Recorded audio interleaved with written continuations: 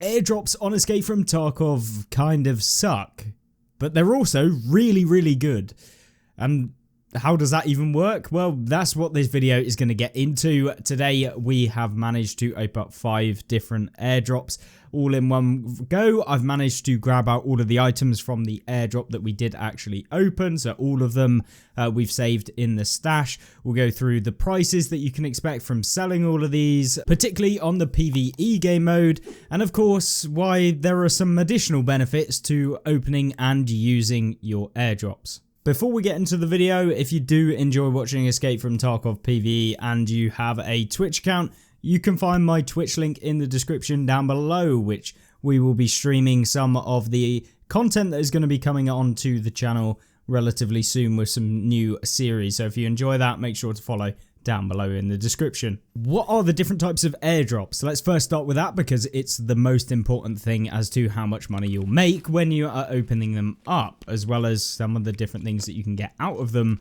as well. So first thing is a common supply crate. This is, as the name suggests, it's a common supply drop. It has basically any kind of gear that you can get within Escape from Tarkov within it. It isn't particularly amazing. I mean, the official wiki says it's low to mid gear of any kind. Sometimes you can find some decent stuff in there as well, but it's primarily just random assortments of items. Sometimes you can find high value kind of items in there, so valuables, that sort of thing, as well as finding yourself backpacks, rigs, and that sort of stuff within there.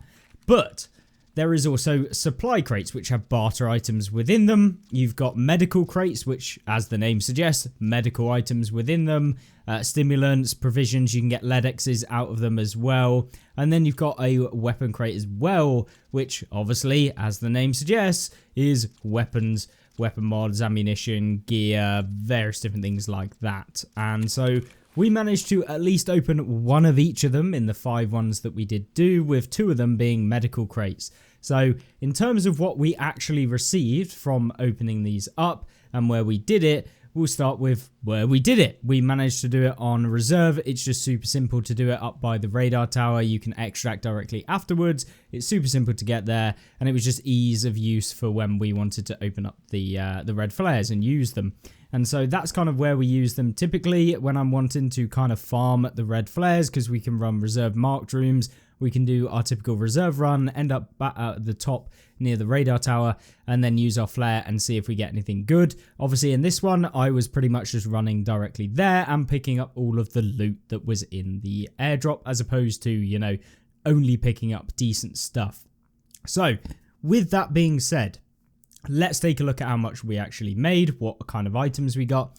And so if we jump over to the stash, what did we actually get? Well, from this line here is all of the items that we did get from the 5 airdrops that we did open. So this one right here, all the way down to where you see the sword off in here as well. So all of these items that you can see all the way down. So quite a few items. I guess the core things that we managed to get are essentially some decent ammunition, as well as getting ourselves some rigs. We also packed up some of these. We got ourselves an intel folder in there, and of course we got some decent gear as well. You can see an Osprey in there, which is nice to have.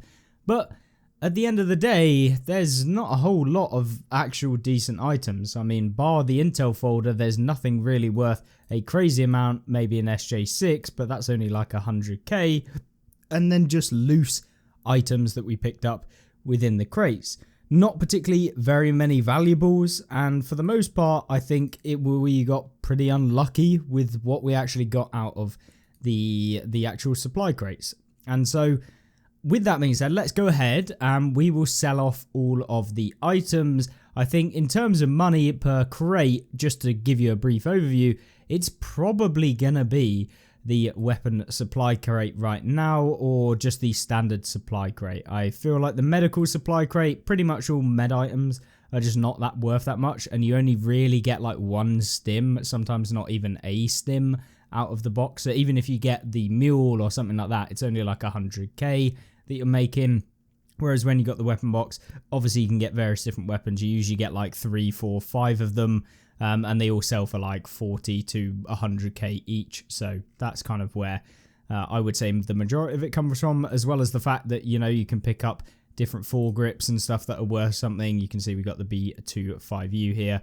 So let's go ahead and I will sell everything. What we'll make sure to do is put all of the money that we've actually got just loose in our stash. You can see if I go to the flea that we have 0 offers in, I'll go ahead, sell absolutely everything. Some of it will just get sold to traders, and we'll see how much money we made. So from selling all of the things to traders, we made 410,000 rubles. However, we have got ourselves a decent chunk of cash that we got from the sellables that I managed to sell on the flea. So let's go ahead and receive all of those, and we managed to get ourselves about 1.5 million rubles if we were to sell absolutely everything from 5 different openings, meaning that if we break it down per actual use, you're making about 300,000 rubles, which for the time investment, considering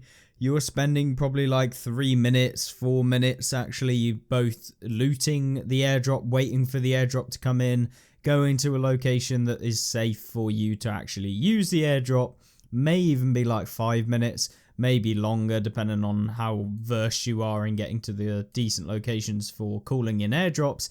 You know, the amount of money that you're making for each one just simply isn't really there.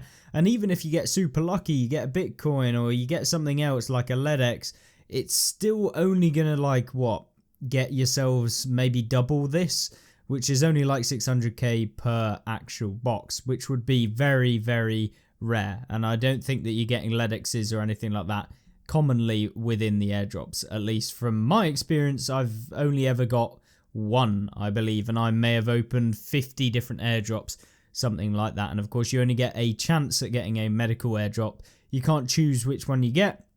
And so that is what the breakdown of the costs are. However, there's one crucial benefit which makes airdrops actually very, very good, and that is skills. And skills are, of course, increased by opening up crates, examining items, and of course, airdrops have one of the most densely packed crates or, you know, loot areas that you can actually search within the game. And so you're searching an absolute ton of items, and simply just by control left clicking all of the items into your inventory, regardless of if you want them or not, can level up your perception, your attention, and it's also going to get your search up as well massively just by doing these airdrops. So every time that you do get them, you should be running them, and of course most of the time you're not going to take out a lot of the trash that you're getting within the actual airdrops themselves.